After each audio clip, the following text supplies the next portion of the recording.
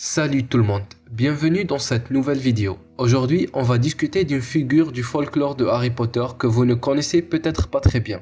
Il s'agit d'Herpo l'Infâme.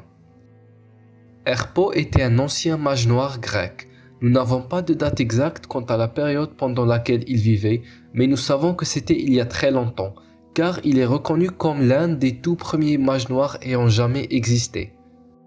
C'était une époque où la magie n'était pas nouvelle, mais repoussait plus que jamais ses limites, du bon côté tout comme du côté plus obscur.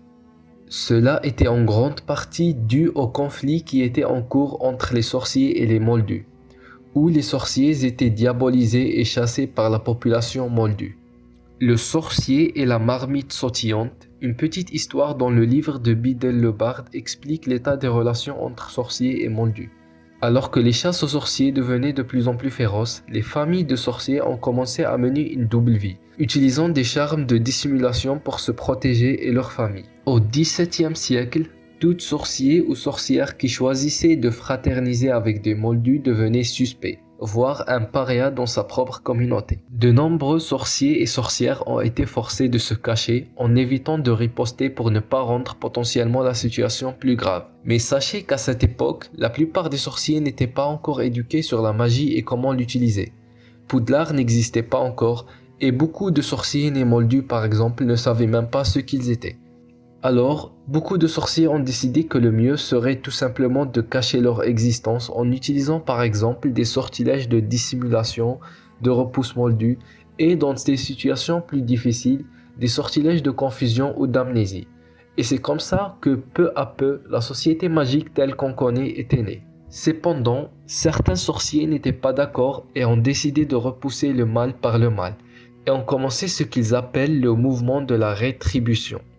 Ils ont commencé à utiliser de la magie pour s'attaquer aux moldus et peu à peu ils ont réussi à inventer de nouveaux sortilèges pour les brutaliser et les tuer.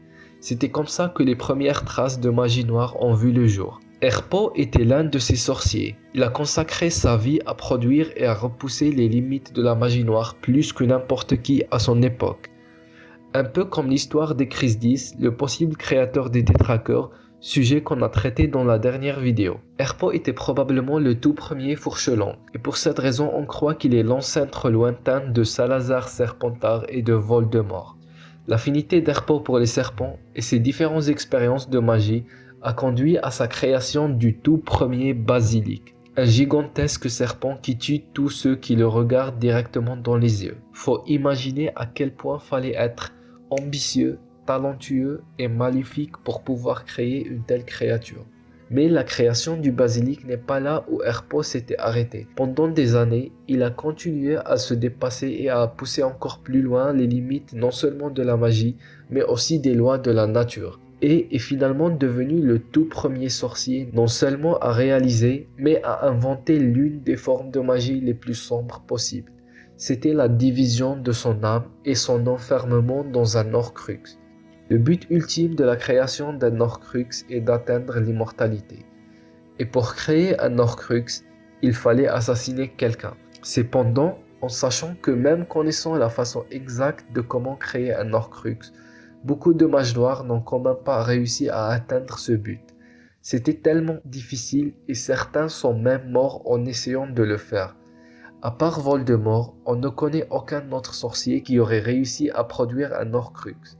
Et en tant que l'inventeur et le créateur original de cette magie, je ne peux pas imaginer quelle sorte d'expérience il a réalisé et combien de victimes il a laissé derrière lui avant de réussir à créer son Horcrux. Maintenant, si Herpo a vraiment fait un Horcrux, il y a une grande chance qu'il soit toujours vivant, parce qu'il faudrait non seulement savoir qu'il a créé un, mais aussi savoir quel objet était son Horcrux et trouver un moyen pour le détruire, ce qui semble très peu probable. Cela nous emmène à se demander où est alors Herpo et que fait-il.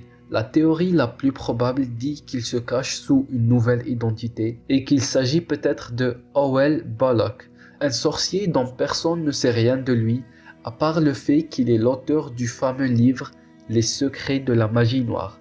Le livre qui a renseigné Voldemort sur les Horcruxes et qui contenait plein d'autres horribles formes de magie au point où le professeur Dumbledore a dû le retirer de la réserve. un endroit à la bibliothèque de Poudlard qui contient des ouvrages sur la magie noire et dont l'accès est interdit pour les élèves. Qui d'autre, à part le créateur original des Horcruxes, aurait pu décrire la façon exacte de le faire?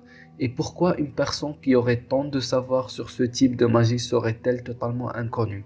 À moins que ce soit son but, afin d'éviter d'attirer le regard et les suspicions sur son existence et sur son immortalité. Voilà, c'est tout pour cette brève histoire sur Airpol Infâme et la théorie de son immortalité. J'espère que vous avez aimé la vidéo. Faites-moi part de vos avis dans les commentaires et à bientôt pour une nouvelle vidéo.